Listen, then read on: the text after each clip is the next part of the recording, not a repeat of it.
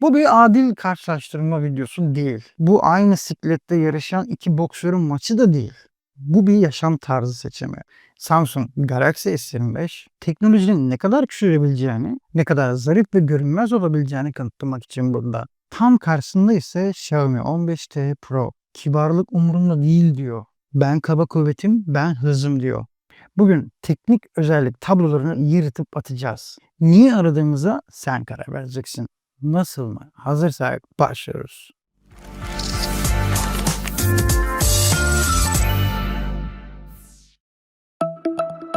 Önce Samsung S25 ile başlayalım.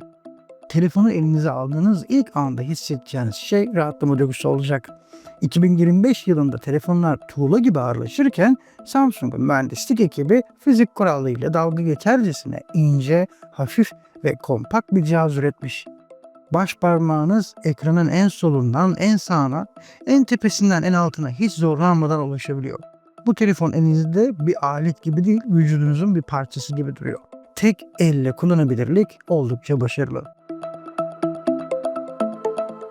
Sabah koşuya çıktığınızda şortunuzu aşağı çekmiyor, akşam yemeğinde masada kaba durmuyor. O pırıltılı metal çerçeveli bir mücevher gibi adeta. Bir elmas kadar keskin ve değerli. Ama sonra elinize Xiaomi 15T Pro'yu alıyorsunuz ve oyunun kuralları birdenbire değişiyor. Bu telefon ben buradayım diyor adeta. Ağırlığını hissediyorsun. Kamera çıkıntısını masaya koyduğunda tak diye bir ses çıkarıyor. Xiaomi zarafetle ilgilenmiyor. O sanayi tipi çekiç gibi tasarlanmış. Amacı güzel görmek değil, işi bitirmek. Arkasındaki kavisli yapı avucunuza oturuyor ama size şunu fısıldıyor. Beni iki elinle tut çünkü birazdan ortalığı yıkacağım. Seçim anı burada başlıyor. Teknolojiye hükmetmek mi istiyorsun yoksa teknolojinin içine kaybolmak mı?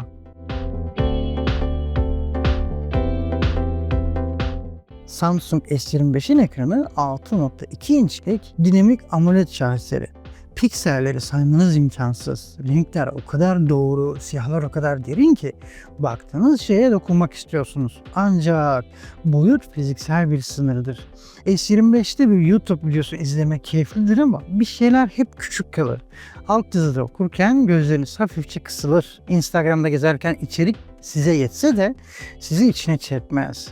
O dünyaya baktığınız kaliteli ama küçük bir penceredir. Xiaomi 15T Pro'ya geçtiğinizde ise o pencere kırılır ve kendinizi sahnenin ortasında bulursunuz.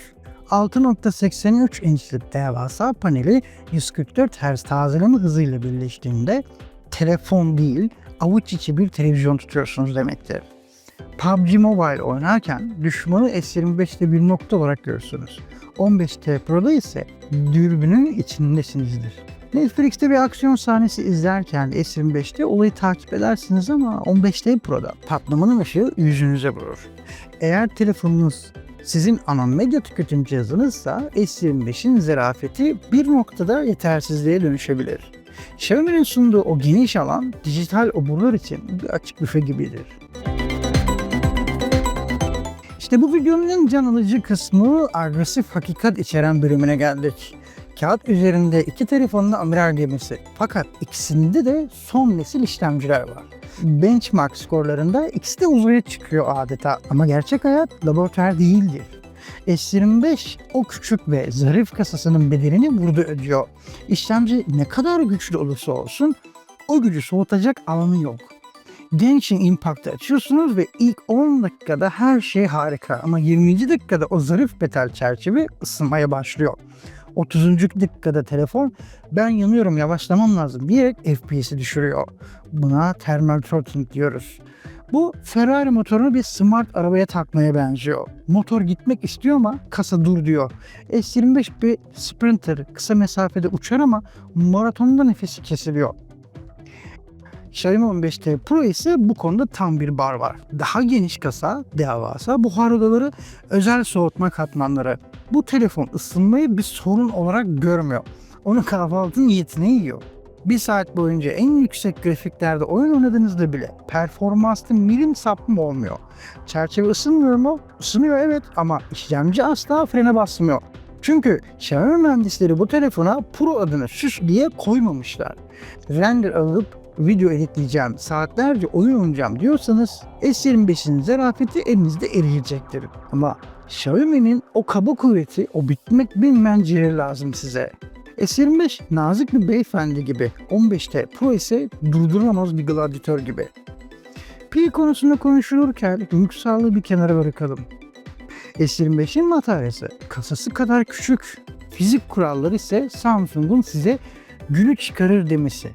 Ama bu dikkatli kullanırsan gülü çıkarır demektir. Parlaklığı fullediğinizde, biraz oyun oynadığınızda ve navigasyonu açtığınız bir günde akşamüstü saat 5 gibi o kırmızı pil koluyla göz göze gelebiliyorsunuz. Ve asıl trajedi o an başlıyor. Telefonu şarja takarsınız ve beklersiniz.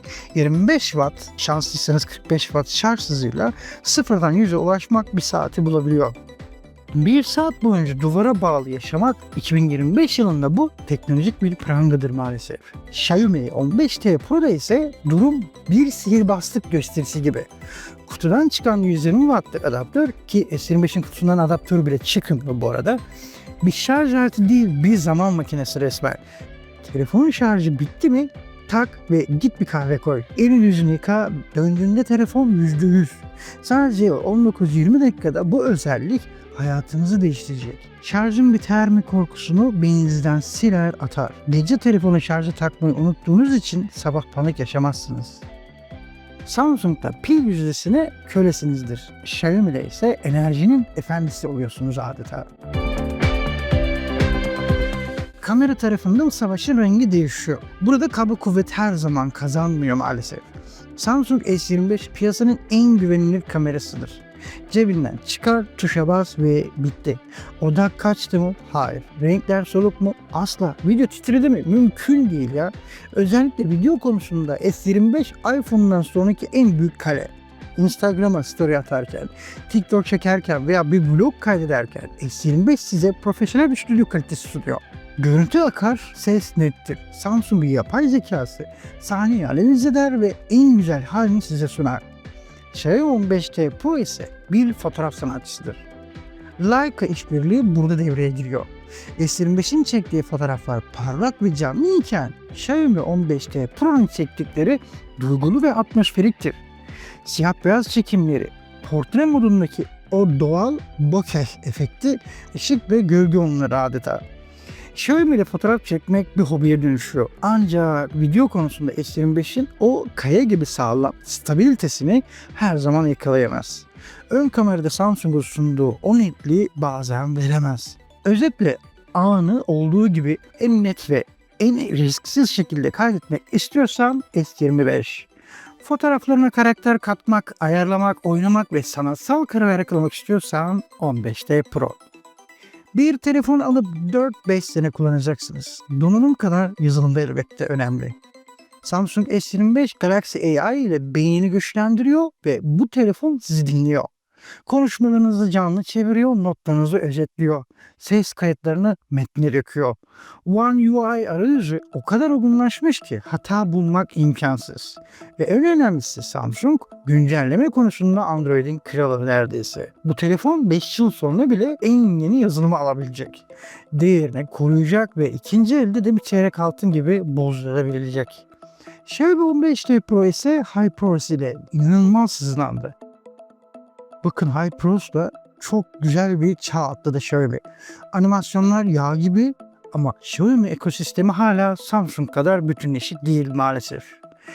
Bazen bir reklam bildirimi, bazen ufak bir arayüz hatası görebilirsiniz. Ki reklamları kapatsanız bile arada olabiliyor. Güncelleme garantisi var ama Samsung kadar uzun ve istikrarlı mı? Tarih tekrar ederse maalesef hayır. Xiaomi 15'te Pro kas gücüyle yaşlanır, S25 ise zekasıyla yaşlanır. Zarafet mi, vahşet mi? Seçimini yap. Çünkü bu bir telefon değil, senin dünyaya nasıl baktığının bir yansıması. Yorumlarda tarafını seç, kavgaya başlatalım. Bir sonraki videoda görüşmek üzere.